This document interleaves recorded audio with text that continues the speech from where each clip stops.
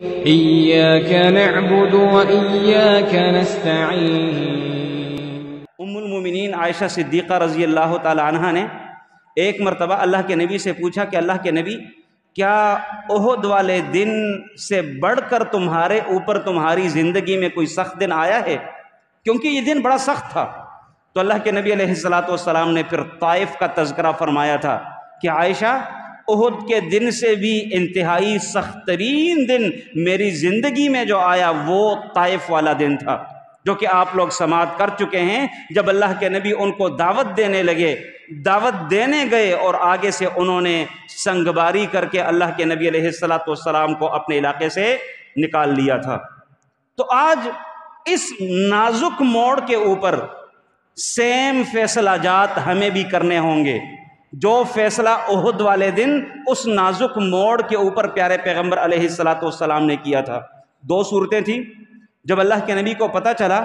کہ ہمارے ساتھیوں کی غلطی کی وجہ سے خالد ابن الولید مسلمانوں کے پیچھے سے آ کر حملہ آور ہوا،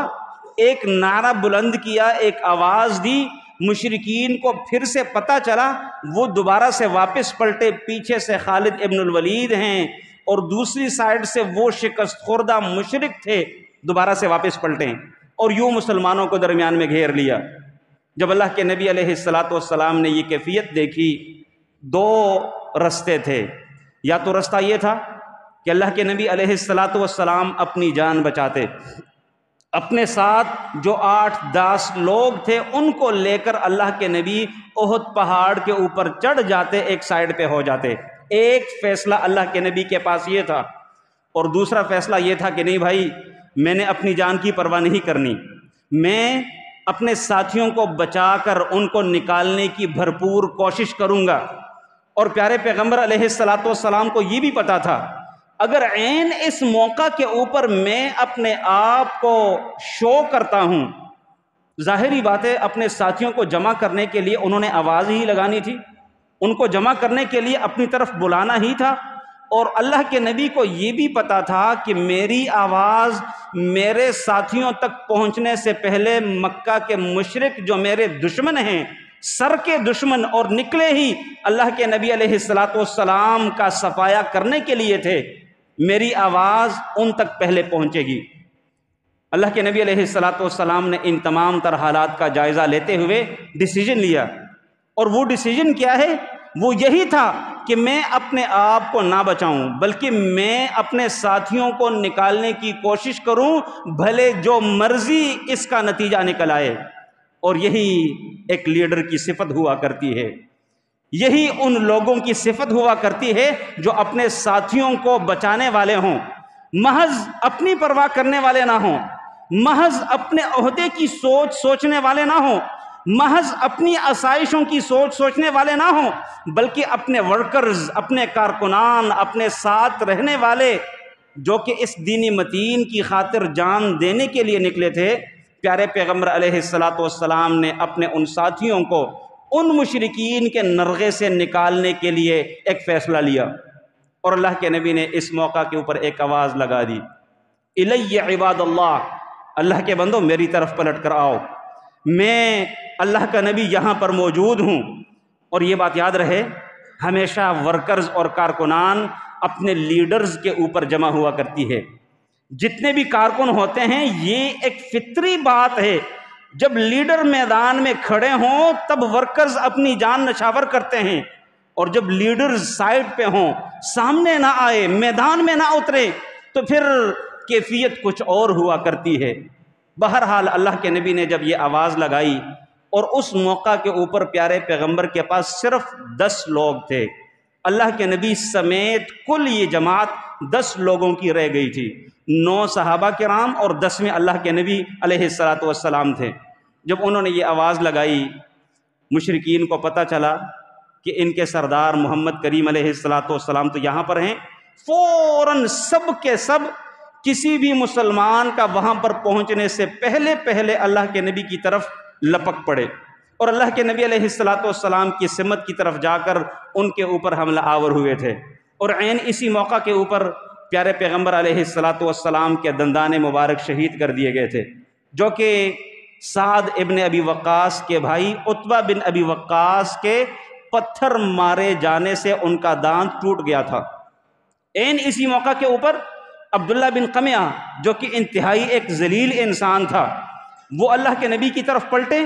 اور پیارے پیغمبر علیہ السلام کے کندھے مبارک کے اوپر اس قدر زوردار تلوار ماری کہ پیارے پیغمبر علیہ السلام پورا 1 مہینہ اس تکلیف کو محسوس کرتے رہے، کیونکہ اللہ کے نبی نے یکے بعد دیگرے 2 زریں پہنی ہوئی تھی،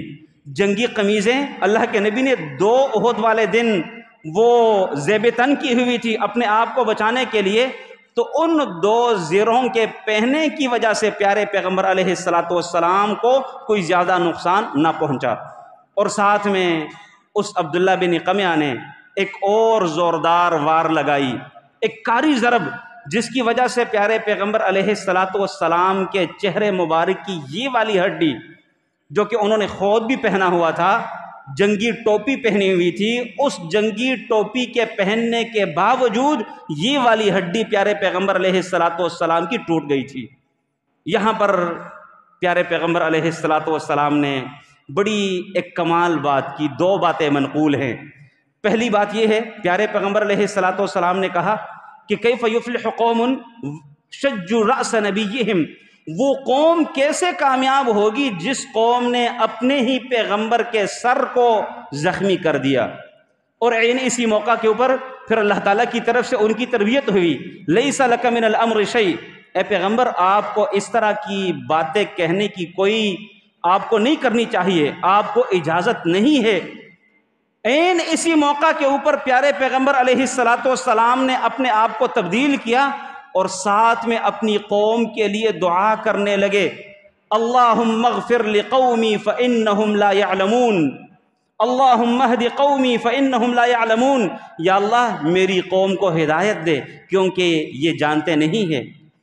یا اللہ میری قوم کی ان کمیوں کوتاہیوں کو معاف کر دے کیونکہ ان کو پتہ نہیں ہے میں اللہ تعالیٰ کا سچا پیغمبر ہوں اور یہ لوگ اللہ تعالیٰ کے سچے پیغمبر کے خلاف لڑنے کے لیے نکلے ہیں، ان کو چونکہ پتہ نہیں ہے، یا اللہ ان کو بخش دے، ان کو ہدایت دے دے۔ یہ ہے پیارے پیغمبر علیہ السلام کا وہ اپنی امت کے ساتھ ایک محبت کا اظہار۔ وہ لڑنے کے لیے آئے ہیں، وہ قتل کرنے کے در پہ ہیں، وہ پیارے پیغمبر علیہ السلام کو زخمی کر چکے ہیں، لیکن اس کے باوجود پیارے پیغمبر علیہ السلام ان کے لیے دعائیں مانگ رہے، اگرچہ وہ امتی دعوت ہے، امتی اجابت نہیں ہے، لیکن اس کے باوجود اللہ کے نبی علیہ السلام ان لوگوں کے لیے دعائیں کر رہے ہیں، ہدایت کی دعائیں، مغفرت کی دعائیں۔ اور اسی موقع کے اوپر پیارے پیغمبر علیہ السلام کے ساتھ 7 انصاری صحابی اور 2 مہاجر قریشی صحابی موجود تھے۔ جب یہ خالد ابن الولید کے شاہ سواران پیارے پیغمبر علیہ السلام کی طرف پلٹ کر آنے لگے تو اللہ کے نبی نے کہا کہ کون ہے جو ان لوگوں کو ہم سے پیچھے دھکیل دے، وجبت لہ الجنہ، اس بندے کے لیے جنت ہے۔ ایک انصاری صحابی آگے بڑھے اور ان کو دھکیلتے دھکیلتے شہید ہو گئے۔ ان کے بعد دوبارہ سے حملہ آیا، ایک اور انصاری صحابی آگے بڑھے اور وہ بھی دھکیلتے دھکیلتے شہید ہو گئے۔ یوں کرتے کراتے 7 انصاری صحابی اپنی جان پیارے پیغمبر علیہ السلام کا دفاع کرنے میں نچھاور کر گئے، قربان کر گئے۔ اور اس موقع کے اوپر پھر پیارے پیغمبر علیہ السلام نے اپنے 2 جو قریشی ساتھی ان کے ساتھ موجود تھے ان سے کہنے لگے، بخدا ہم نے اپنے بھائیوں کے ساتھ انصاف نہ کیا۔ وہ یکے بعد دیگرے انصاری صحابی وہ اپنی جان قربان کرتے گئے اور ہم نے کچھ بھی خود نہیں کیا۔ اور اس کے بعد پھر 2 صحابہ کرام جو اللہ کے نبی کے ساتھ رہے تھے، ایک سعد ابن ابی وقاص رضی اللہ تعالی عنہ اور ایک طلحہ بن عبید اللہ رضی اللہ تعالی عنہ، اور اس کے بعد پھر ان دونوں نے دفاع کیا، ان دونوں نے اللہ کے نبی علیہ السلام کو بچایا۔ ایک تو اللہ کے نبی علیہ السلام نے اسی موقع کے اوپر حضرت سعد ابن ابی وقاص رضی اللہ تعالیٰ عنہ کے لیے اپنی ترکش کے سارے تیر بکھیر کر رکھ دیے، اور ساتھ میں یہ بھی کہا، ارمی یا سعد فداک ابی و امی، اے سعد تو تیر پھینک، میرے ماں باپ تجھ پہ قربان ہوں۔ اور صحابہ کرام میں یہ واحد سعد ہیں رضی اللہ تعالی عنہ ابن ابی وقاص، جن کے لیے اللہ کے نبی علیہ السلام نے اپنے ماں باپ قربان کیے جانے کی بات کی ہے، کسی اور کے نصیب میں یہ بات نہیں آئی۔ اور ایک طلحہ بن عبید اللہ تھے رضی اللہ تعالی عنہ، انہوں نے تو اس دن اس جوان مردی کے ساتھ اللہ کے نبی کا دفاع کیا۔ ابو بکر صدیق رضی اللہ تعالیٰ عنہ بعد میں جب کبھی احد کا تذکرہ فرماتے تو کہتے ہیں کہ احد کی جنگ تو ساری کی ساری طلحہ بن عبید اللہ کے نام ہے، وہ جنگ تو لڑی ہی طلحہ بن عبید اللہ نے ہے۔ ان کا یہ ایک بازو بالکل شل ہو گیا تھا، جو بھی تیر آتا اپنے آپ کو اپنے جسم کو آگے کرتے اور وہ تیر بجائے اللہ کے نبی کے اپنے جسم پر کھاتے۔ اتنے تیر کھا گئے کہ یہ بازو ان کا بالکل فالج زدہ ہو گیا، شل ہو گیا تھا، اور دوبارہ سے وہ اپنے ہاتھ کو اٹھا نہ سکے۔ لیکن چونکہ دفاع کرنا ہے پیارے پیغمبر علیہ السلام کا، جان جاتی ہے کوئی بات نہیں، لیکن پیارے پیغمبر علیہ السلام کے اوپر کوئی آنچ نہ آئے۔ اسی دوران ایک اور واقعہ پیش آیا، ایک تلوار کی وار آئی، طلحہ بن عبید اللہ رضی اللہ تعالیٰ عنہ آگے بڑھے اور اس وار کو روکنے کے لیے انہوں نے اپنا ہاتھ آگے کیا اور ان کی انگلیاں کٹ گئی۔ انگلیاں کٹتے ساتھ ہی ان کے منہ سے دکھ اور افسوس کی آواز، جیسے کہ بندے کو کوئی چوٹ لگتی ہے نا، اور ایک فطری آواز بندے کے منہ سے نکلتی ہے، وہ آواز طلحہ بن عبید اللہ رضی اللہ تعالیٰ عنہ کے منہ سے نکلی ہے۔ اللہ کے نبی علیہ السلام نے اس موقع کے اوپر فرمایا، اے طلحہ اگر تو بسم اللہ کہتا نا تو فرشتے تجھے اٹھا لیتے،